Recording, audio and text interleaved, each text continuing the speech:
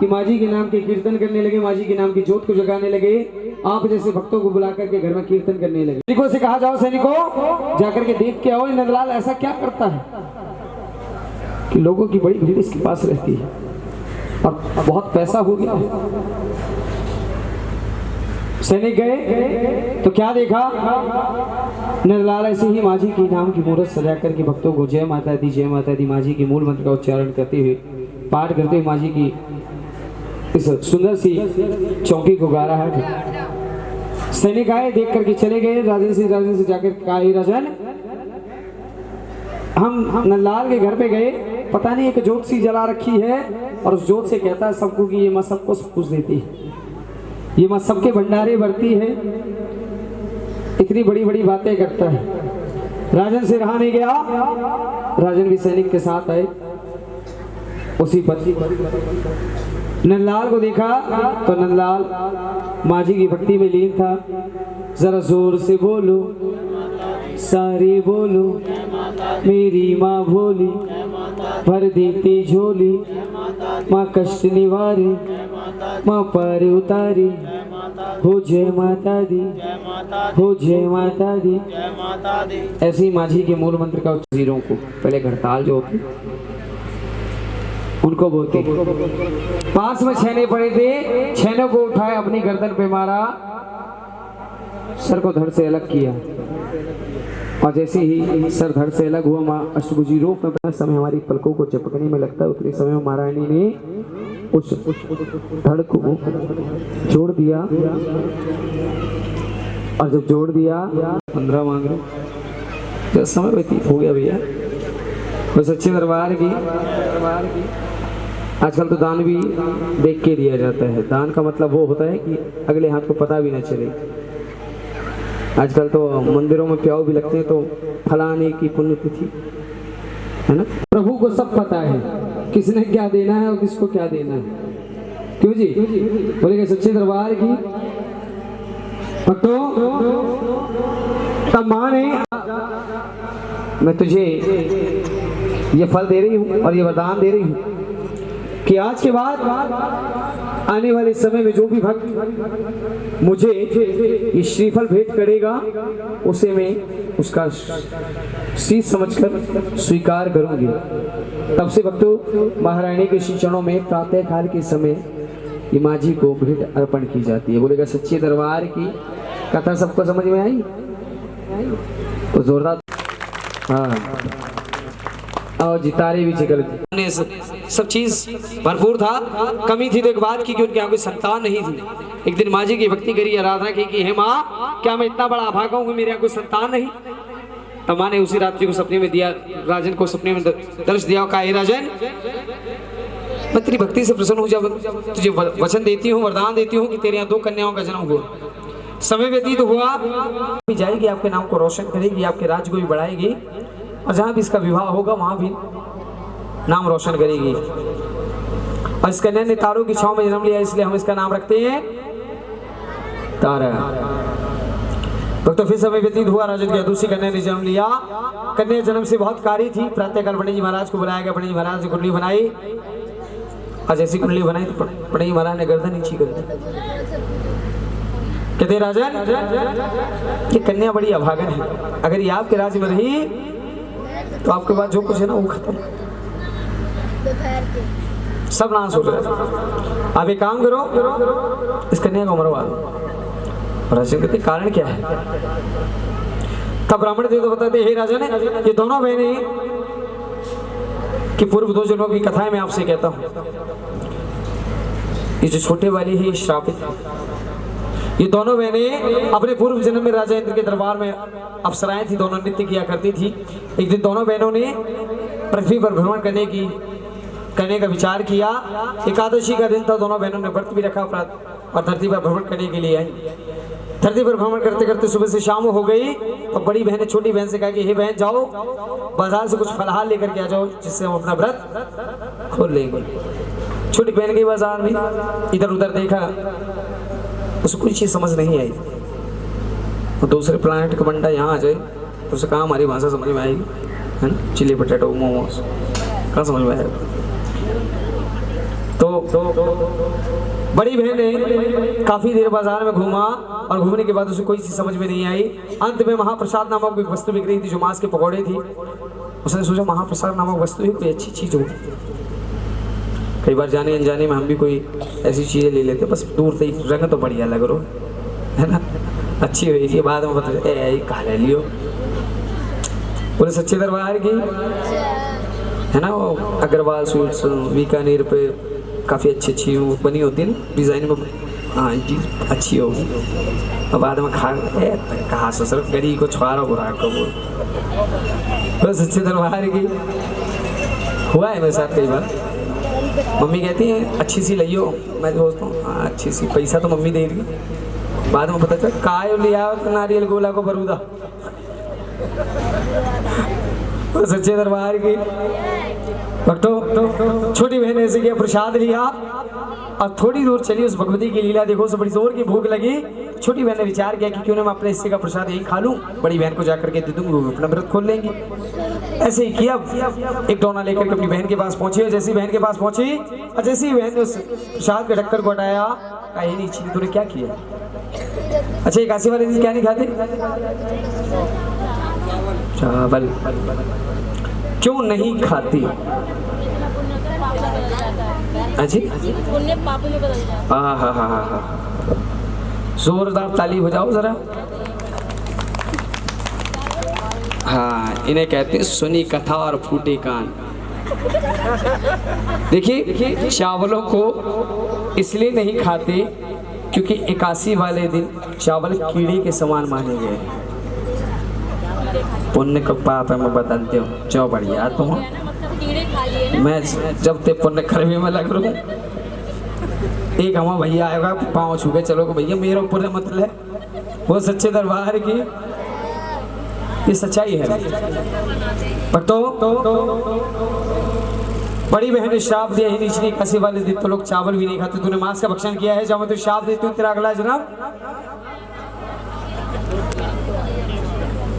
हाँ लीक कर दिया दोनों पेपर, थोड़े लेट हो गए, वो जीत गई।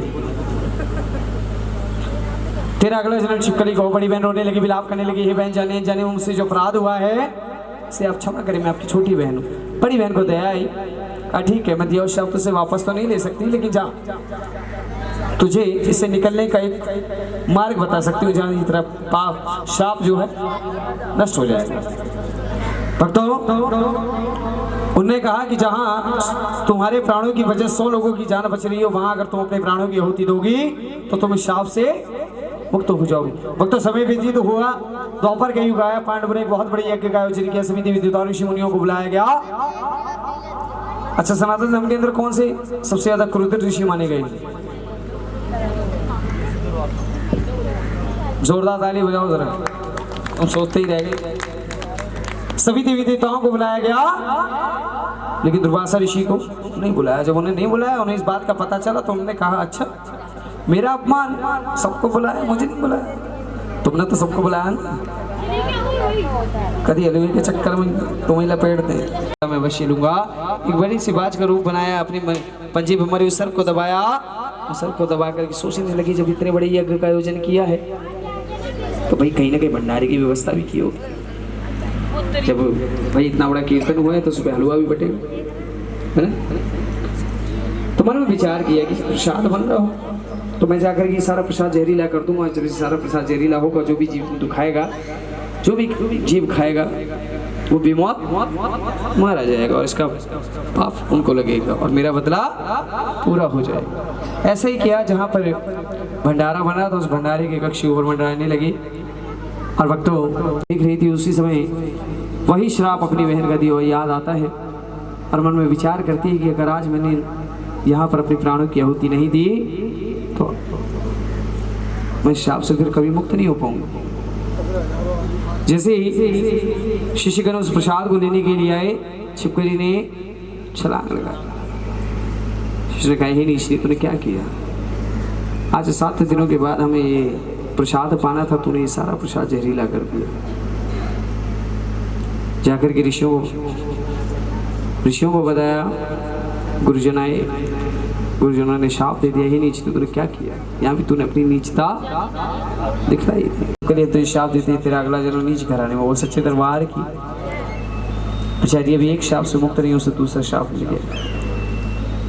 अब गुरुजनों ने कहा एक काम करो, ये सारा प्रसाद जहरीला हो गया है, अगर आप इसे खुले में छोड़ोगे तो जो भी खाएगा बेमौत मारा जाएगा। एक काम करो, एक बड़ा सा गड्ढा करवाओ, इस प्रसाद को उस गड्ढे में दबवा दो, जिससे ना कोई खाएगा ना बेमौत मारा जाएगा। ऐसे किया गया, एक बड़ा सा गड्ढा करवाया, उस प्रसाद को उसमें दबाने लगे, और जैसे ही दबाने लगे तो क्या देखा, वही मरी हुई सब का पिंजर कढ़ावी की तरेटी पर चिपका हुआ है।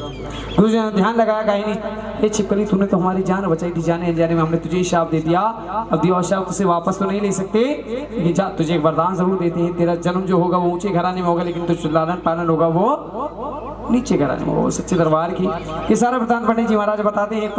तब राजन कहते हैं अच्छा कोई उपाय बहुत से। पंडित महाराज कहते हैं एक काम करो, एक बड़ा सा संदूक बनाओ, इसमें हीरे जवाहरात मोतियों से भरो, इस कन्या को लिटा दो, पास में जो ब्यास नदी बहती है उस ब्यास नदी में प्रवाह कर दो, कोई ना कोई धन के लालच में इस बक्से को निकालेगा, और जब बक्से को निकालेगा तो इस कन्या को भी निकालेगा, और जब कन्या को निकालेगा तो लालन पालन भी कर लेगा। ऐसा ही किया। रात्रि के समय राजन ने उस बक्से को ब्यास नदी में प्रवाह कर दिया। वो बक्सा बहता बहता प्रातः काल काशी नगरी के समक्ष पहुंचा। एक पंडित जी घाट पे स्नान कर रहे थे। अच्छा तो मेरा मोड़ा देख रहे पंडित जी महाराज, बड़ी स्पीड में चल रही, समझ में सबको आ रही, तारे निकल आ रही, वो सच्चे दरबार की भक्तों। पंडित जी महाराज की नजर जैसी उस बक्से पर पड़ी, पंडित जी महाराज के हृदय में लालच आ गया। देख लालच के नाम पर देख पीछे वाले कैसे देखे, मोह ना आयो।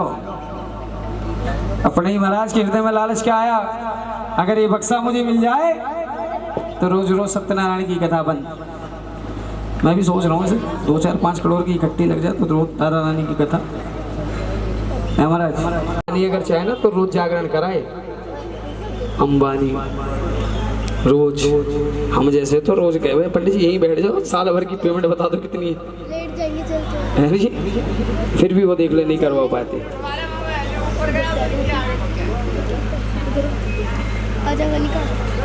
थोड़ी सी कृपा महाराज,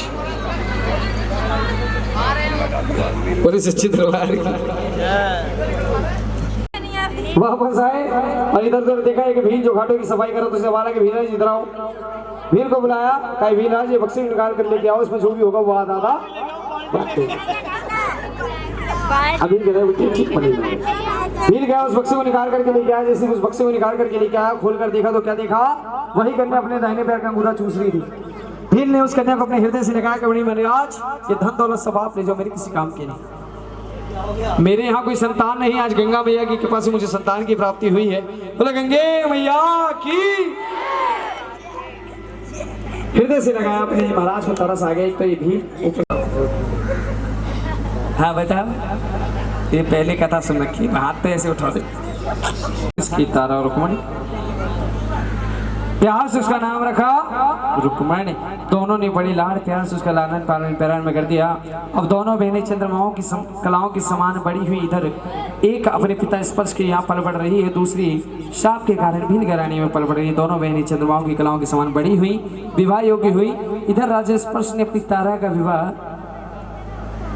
हाँ किधर, हरिद्वार।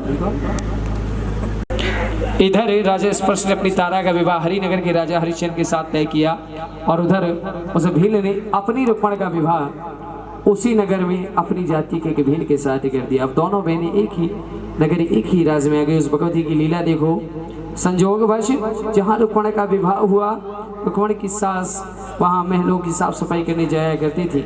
एक दिन दुर्भाग्यवश रुक्मणी की सास की तबीयत अचानक खराब हुई, तो रुक्मणी ने झाड़ू को उठाया, कहा सासू माँ आज आपकी तबीयत खराब है, मैं चल देती हूँ। पहले की बहुमती, अब बुढ़ी मत लाओ, अब तो यूँ कहेगी बस कोई बात ना, बुढ़िया ड्रामे कर रही है, कचुना भैया याकू देख अम्मा देख देख बोले सच्चे दरबार की। हाँ आजकल की अम्मा बहुत बुरी आ रही है, आजकल की ऐसी आ रही, मैं और मेरो खसम बाकी सब भसम है ना, नहीं ढिकाने चाचा, छोटे चाचा, बड़े चाचा, मझले चाचा, कितना बड़ा एक हंसा खुशा परिवार हुआ करता था। अब तो बस मैं और मेरो आदमी, बाकी ये तो रसगुल्ला और रसगुल्ली है बस। और सच्चे दरबार की ज्यादा ज्यादा रिश्तों में है ही क्या, होगी तो एक बुआ होगी, एक ताऊ होगा, एक चाचा। बोले सच्चे दरबार की, उसके बाद पुलिस स्टॉप। बोले कि सच्चे दरबार की, इसलिए तो परिवार अब है नहीं। पहले जो हुआ करता था ताया का प्यार, मौसी का प्यार, फलाना प्यार, सब लुप्त होता जा रहा है। वो सच्चे दरबार की। तो अब रुक्मणी की सास ने झाड़ू को उठाया, महलों की साफ सफाई करने चलेंगे। तो रुक्मणी की सास कहने लगी सारे महलों की सफाई करना, लेकिन एक कक्ष ऐसा है वहां पर सफाई मत करना। क्यों? क्योंकि वहां पर महारानी तारा स्वयं अपने हाथों से साफ सफाई किया करती है। रुक्मणी ने झाड़ू को उठाया, महलों की साफ सफाई करने चली। और जब महलों की साफ सफाई करके उस कक्ष के समक्ष आई तो क्या देखा कि महारानी तारा अपने सर पर गोबर का तसला लेकर के आ रही है। सोच में पड़ गई रुक्मणी कि इतने बड़े महलों की रानी है, इतने नौकर चाकर हैं, इसको तसले की जरूरत क्या पड़ गई? भाई इनको तसले की जरूरत क्या पड़ गई सर पे गोबर लेके? इतने बड़े महलों में इतने सारे नौकर चाकर, किसी को भी बोल। तो देखती है तो क्या देखती है कि हरे हरे गोबर तेरा अंगना लिपावा, गजमोती चौक पुरावा। हरे हरे गोबर से उस आंगन को, उस कक्ष को लिपा गया। लिपने के बाद गजमोती से चौक को पूरा गया। ऐसी माँ जी के नाम की ज्योत जगाई। आप जैसे भक्त आए, जय माता दी नाम का उच्चारण हुआ और थोड़ी देर बाद प्रसाद लेकर चलने लगे। रुक्मणी के मन में विचार आया, हाथ जोड़कर खड़ी कहती महारानी तारा, करे आप बुरा ना मानो तो एक बात कहूँ, ये जो आपने ज्योत जला रखी है इसका क्या मतलब है? और जय माता दी, जय माता दी इसका क्या मतलब है? तब महारानी तारा कहती इसको सच्ची ज्योत कहते, इसको ऐसा नहीं कहते। ये वही ज्योत है जो हम सबके अंदर विद्यमान है। प्रैक्टिकली दिखाओ, सभी लोग ऐसे करो, बाहर सांस कैसी आई? गरम आई? अच्छा आई।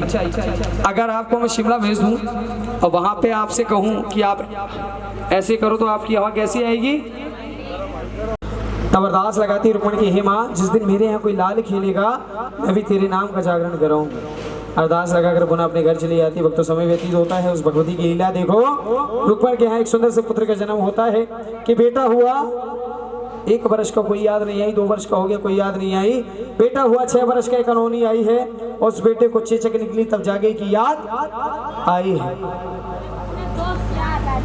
बेटा 6 वर्ष का हो गया, बीमार पड़ गया, दौड़ी भागी महारानी तारा के पास। रुक्मणी अपने लाल को लेकर गई। कहती तारा देखो ना मेरे लाल को क्या हो गया, ना तो कुछ खाता है ना पीता, वो सारा दिन सोता रहता है। तब महारानी तारा कहती है याद कर, तूने कोई माँ से फरियाद तो नहीं की, कोई विनती तो नहीं की? तब रुक्मणी को याद आता है लोटा दे के मानना है। तब रुक्मणी को याद आता है कि हाँ महारानी के चरणों में मैंने अरदास लगाई थी कि जिस दिन मेरे यहाँ कोई लाल खिलेगा मैं भी तेरे नाम का यज्ञ रचाऊंगी। तो महारानी तारा कहती जाओ रुक्मणी अपने घर में जागरण की तैयारी करो, तुम्हारा लाल ठीक जय डल ले लिया आओ, मैं उसी की प्रतीक्षा कर रहा हूँ भैया। हाँ डल लेकर के आओ भैया, आपने भी डल दिए थे। मेजा चावलों को किस सेना के यथाउक्त दक्षिणा डाल माझी के नाम के डल बना, और ये डल बनाकर किसी भी संत महंत को दे दो, वो तुम्हारे घर में जागरण करने आ जाएगा। इन डलों का बड़ा महत्व जनाब, बहुत ज्यादा। पहले जो डल दिए जाते थे वो 1.25 महीने पहले दिए जाते थे। अब धीरे धीरे रूटीन चेंज हो गया। ना तो कराने वालों में उतनी शक्ति है, ना करने वालों में। इन डलों का बड़ा महत्व है। आओ जी, ये डल आप खुलवाएं जरा महारानी के शीशड़ों में। अरे भैया मैं इतना भी नहीं हूँ यार, इतना भी मत बनो। उतना मैं कह भी तो नहीं रहा हूँ।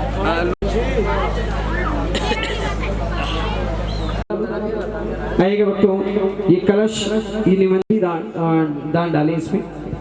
और आइएगा हम कथा को आगे करते क्योंकि समय हो चुका है। भक्तों रुक्मणी कई घर में जाकर के डालेंगे। वो सच्चे दरबार की सूरज चाचा आ जाएंगे। भक्तों उन डलों को बनाया और महारानी तारा के पास जाकर के डल देने गई। और जब महारानी तारा ने उन डलों को स्वीकार किया और जब स्वीकार करने लगी तो राजा का एक परम सेवक था सैनी नाई, जिसका काम था रोज राजा की शेप बनाना। राजा ने बड़ी जोर से चिल्लाए, कहते हैं नीच क्या करता है, मेरा धर्म भ्रष्ट करेगा क्या? तब तब राजन कहते हैं अच्छा ये आपसे किसने कहा? तुमसे नहीं कहता राजन, मैंने खुद अपनी आंखों से देखा है, कानों से सुना है, अगर मेरी बात गलत निकले तो तलवार आपकी गर्दन मेरी जो सजा देना चाहो तू। राजन कहते कोई उपाय? सही ना कहते एक ही उपाय है, रात्रि को नींद नहीं आएगी, जब रात्रि को नींद नहीं आएगी तुम्हारे तरह जागरण भी करने नहीं पाएगी। अच्छा एक बात बताओ, कुछ हुआ विचार करो। हाँ? अरे उस किसकी पिता की पीड़ा? कौन सी साड़ी ले रही थी? जे गोटेदार लहंगा सच्ची दरबार की। तुम्हारे जमाने में जाने में टाइम लगेगा। ऑफिस से आए अजी सुने हो चाय बना लो, चाय मेरी बना लेना एक। वो सच्चे दरबार की भाई, मेरी वाली वैसे है नहीं, अभी जाऊंगा बस चाय दे देगी पी के सो जाऊंगा। वो सच्चे दरबार की भक्तों ऐसे ही किया। राजन ने अपनी उस उंगली पे नमक की पेटी बांधी और महारानी तारा के कक्ष में गई। तारा जब हम बिहार में से तलवार को निकाल रहे थे, तलवार की धार हमारी उंगली पर पड़ी, बहुत तेज की, हमारी बहुत अधिक पीड़ा हो रही है। एक काम करो, आप हमें अपने पट का सिराना दो, आप हमें अपने पट का सिराना दो। अब महारानी ने अपने पट का सिराना दिया। भक्तों रात्रि का पहला पहर बीता, मन ही मन तारा ने माँ जगत जननी को याद किया कि हे माँ, अगर आज मैं तेरी लाल के यहाँ जागरण करने नहीं गई तो तेरे नाम को कौन पुकारेगा, तेरे नाम को कौन लेगा, तेरी कौन प्रचार करेगा। माँ ने बड़ी ठंडी ठंडी पुरवाई चलाई और जैसी ठंडी ठंडी पुरवाई चली राजन को नींद आ गई। अब महारानी तारा ने संदूक में से वो साड़ी निकाली, जो साड़ी की बात कर रही तुम।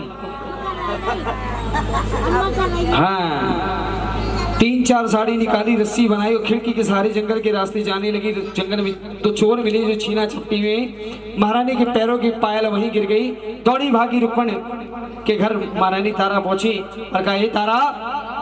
तारे ने कहा हे रुक्मण, ला जल्दी जल्दी माँ जी के पूजन की सामग्री दे, मैं तेरे नाम तेरे घर पे मैं तेरे नाम का यज्ञ, महारानी के नाम का यज्ञ रचा दूं। कहीं अगर उधर राजन की नींद खुल गई तो वो मुझे जीवित नहीं छोड़ेंगे। जल्दी जल्दी हाँ। जैसे ही भक्तों महारानी के नाम की शाही ज्योति का प्रकाश हुआ, जैसी ढोलक की थाप पड़ी, उधर राजन की नींद खुल गई। राजन ने महारानी तारा को ना पाया, आंखों में बहुत भयंकर वाला गुस्सा भरा, म्यान में से तलवार को निकाला और मन ही मन कहने लगे तारा आज मैं तुझे जीवित नहीं छोड़ूंगा। क्यों? क्योंकि तूने मेरे कुल को दाग लगाया। उसी खिड़की के सारे जंगल के रास्ते जाने लगे। वही तो चोर मिले, चोरों से पूछा तुम कौन? चोर कहने लगे भैया पहले तुम बताओ तुम कौन। राजा मन में विचार करने लगे, अगर मैंने बता दिया कि मैं राजा हूं तो ये भाग जाएंगे। चोरों ने कहा हम चोर, राजा ने कहा मैं भी चोर। चोर चोर मुझसे रे भाई। चोरों ने कहा भाई अभी यहाँ से एक बड़ी सुंदर स्त्री गई है सब दस के, उसके पैरों की पायल यहाँ गिर गई, हम उसे हाथ लगाते हैं तो दिखना बंद हो जाता है और जैसे ही छोड़ देते हैं तो दिखना शुरू हो जाता है। राजा ने पूछा किधर की तरफ गई है? तो चोर बताते हैं कि वो जो दूर जुगनू सी चमक रही है वहां से जहां से आवाज आ रही है। राजा पीछे पीछे गए, उस कक्ष को चारों तरफ से घेरा, अंत में दरवाजे के पास आकर आंख लगाकर देखने लगे, मन में विचार करने लगे कि मैं भी तो देखूं तारा अंदर करती क्या है तो करती क्या है। भक्तों उस भगवती की लीला देखो। जैसे ही राजन ने देखा, महाराज ने अपनी गोद में प्रसाद डलवा रही थी। भैया बाटे के प्रसाद का भोग लगा दो और सभी में बंटवा दो। आज हम महलों में बात बजाएंगे, पहले आप मुझे ये बताओ आपकी झोली में क्या है? भाई तारा कहते मेरी झोली में कुछ नहीं है, मेरी माँ झोली में माँ का प्रसाद है। राजन हट कर बैठते हैं, जिद कर बैठते हैं। तारा पहले मुझे ये दिखा तेरी झोली में क्या है, तो उसके बाद ही महल में जाएंगे, अन्यथा नहीं जाएंगे। महारानी तारा कहते समझा करो, क्यों क्या प्रसाद बिखरा मिलता है? हाँ?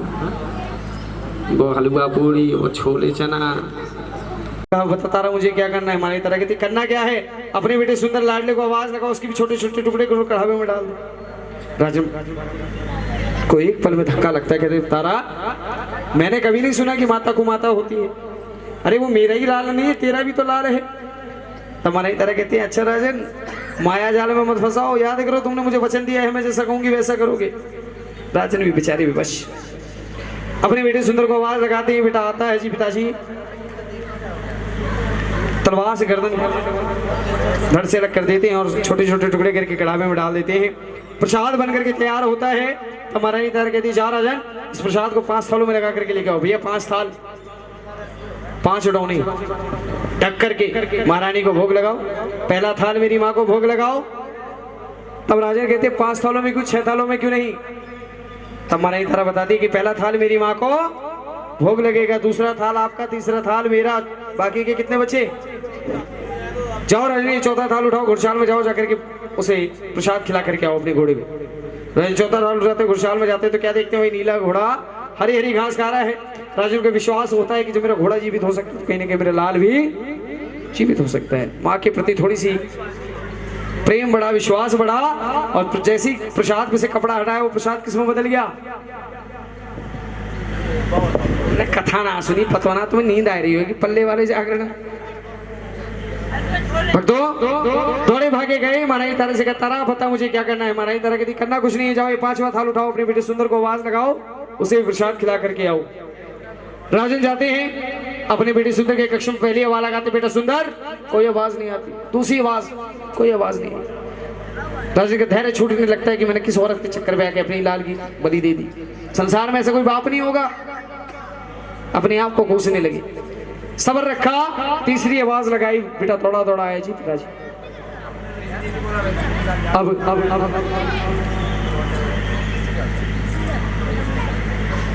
पिताजी ने उसे अपने पुत्र को अपने हृदय से लगाया, कहा बेटे मैं तो तुम्हें मार दिया तो तुम जीवित कैसे हो? तो बेटा कहता पिताजी आप बड़े मूर्ख हो, आपने तो मुझे मारा ही नहीं था, क्योंकि जब आपने तलवार उठाई थी ना तो एक छोटी सी कंजे रूपी कन्या आई और मुझे हवा की तरह ले गई। लेकिन आप बड़े मूर्ख हो, आपने जब पहली आवाज लगाई माँ मुझे भवनों की सैर करा रही थी, आपने मुझे दूसरी आवाज लगाई माँ मुझे अपने साथ लेकर के आ रही थी, आपने जब तीसरी आवाज लगाई मैंने धक्का दे दिया, जा कहीं तेरे पिताजी के प्राण ना छूट जाए। राजन कहता, राजन म्यान में से तलवार को निकालते अपनी गर्दन पर रखते, तारा अब मुझे जीवित नहीं रहना, तू भी कहती कोई अष्टभुजी माई है, मेरा लाल भी कहता कोई अष्टभुजी माई है, क्या मैं इतना बड़ा अभागा हूँ उस माँ के दर्शन नहीं कर सकता? क्या हम इतने बड़े अभागे हैं कि उस माँ के दर्शन नहीं कर सकते? तो हमारा जीना बेकार है। तब महारानी तारा मन ही मन माँ जगदम्बा को याद करती है और कहती है हे माँ अगर आप मेरी भक्ति से प्रसन्न हो तो आज कुछ नहीं मांगती, एक वरदान मांगती हूँ कि आज आप मुझे अष्टभुजी रूप में आकर के दर्शन दें। माँ अष्टभुजी रूप में प्रकट होती है, कहती तारा मैं तेरी भक्ति से बड़ी प्रसन्न हूँ, मांग क्या मांगती है? तब महारानी तारा कहती है हे माँ आपका दियो मेरे पास सब कुछ है, मुझे कुछ नहीं चाहिए, अगर आप मुझे देना ही चाहती तो केवल इतना दे दीजिए कि मैं जब जब आपको पुकारूं आप मुझे ऐसे अष्टभुजी रूप में आकर के दर्शन दें। माँ ने वरदान दिया, कहा तारा ठीक है आज के बाद तू मुझे जब भी बुलाएगी मैं ऐसे अष्टभुजी रूप में आकर के दर्शन दूंगी। और एक वरदान और देती हूँ कि आज के बाद जहाँ भी मेरे नाम के डंके बजेंगे, जहाँ भी मेरे नाम के जागरण होगी, जहाँ भी मेरे नाम की चौकी होगी, अगर तेरा नाम नहीं लिया जाएगा और तेरी पावन कथा को नहीं कहा जाएगा तो वो जागरण में कभी संपूर्ण नहीं मानूंगी। तब से भक्तों महारानी के श्री चरण माझी के जागरण संपूर्ण माने जाते हैं। एक बार जोरदार ताली बजा करके अगर कथा में आनंद आए तो जोरदार तालियां बजा दो, और अगर कथा में कोई शब्द अशब्द बन के निकला हो या पूरी रात्रि में कोई मेरे मुंह से शब्द अशब्द बन के निकला हो, भैया कोई किसी को बात बुरी लगी हो तो अपना बालक जान के भैया क्षमा कर दीजिए, और आओ सभी अपने स्थान पे खड़े हो। 5 डोंगों में करके रख लूंगा और क्या सुबह ही आरती का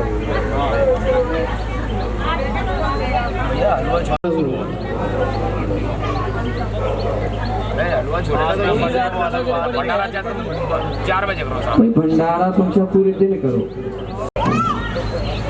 प्रसिद्ध बात है। हलवाई जो आदमी वो कहे अंग्रेजी में काके करवा कुक। सचिन भाई हमारी तरफ से तो कोई त्रुटि हुई क्षमा। दोनों डाल के वो छोटी बरात में आएगी तो फिर मैं बड़ी कोई हमें क्या करना, हमें तो पहले वाले में नहीं लगे पहले पब्लिक के लिए ना तुम्हारे पूजा के सामान से मतलब कोई बंदा